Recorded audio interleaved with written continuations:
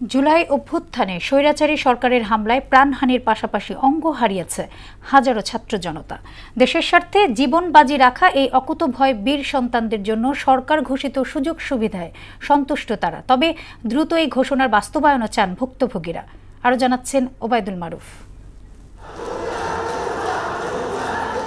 বৈষম্য বিরোধী ছাত্র আন্দোলনে রাজপথে ছাত্রদের উপর নির্বিচার গুলিবর্ষণের পর শুরু হয় স্বৈরাচার পতনের এক দফা কর্মসূচি।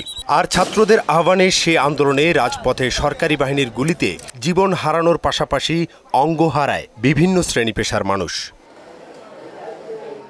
রাজধানীর পঙ্গু হাসপাতালে কেমন আছে জুলাই গণঅভ্যুত্থানের আহত সেনারা? থাইল্যান্ড থেকে ডাক্তার আসছিল, থাইল্যান্ডের ডাক্তার আমাকে ওটি করাইছিল। এখন মোটামুটি ভালো। আমাদের ডাক্তার থেকে শুরু করে নার্স থেকে শুরু করে সবাই আমাদের দিছে, কেউ আমাদের সাথে কোনো সময় খারাপ ব্যবহার করে নাই। বর্তমানে আমরা অনেকটাই উন্নত মানের চিকিৎসা করে আমরা অনেকে বাড়ি ফেরার চেষ্টা করতেছি। স্বৈরাচার মুক্ত বাংলাদেশে জুলাই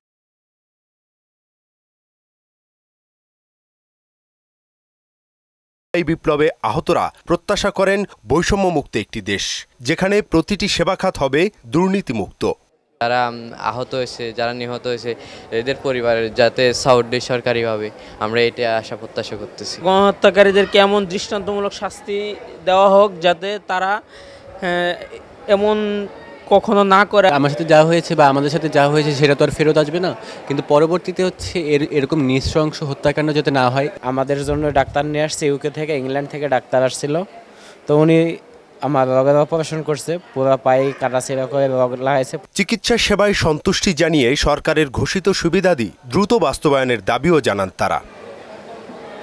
জুলাই গণঅভ্যুত্থানে যারা নিজেদের দৃষ্টি এবং অঙ্গ দিয়ে স্বৈরাচারকে দেশ থেকে পালিয়ে যেতে বাধ্য করেছে, তাদের দাবি তাদের সুচিকিৎসা অব্যাহত রাখার পাশাপাশি তাদের পুনর্বাসন করতে হবে। একই সঙ্গে নতুন বাংলাদেশে আর যাতে কোনো ধরনের অন্যায়, অবিচার, ঘুষ, দুর্নীতি, রাহাজানি না থাকে, সে ব্যাপারে নতুন সরকারদেরও প্রতিজ্ঞাবদ্ধ হতে হবে। ওবায়দুল হক মারুফ, মোহনা সংবাদ, ঢাকা।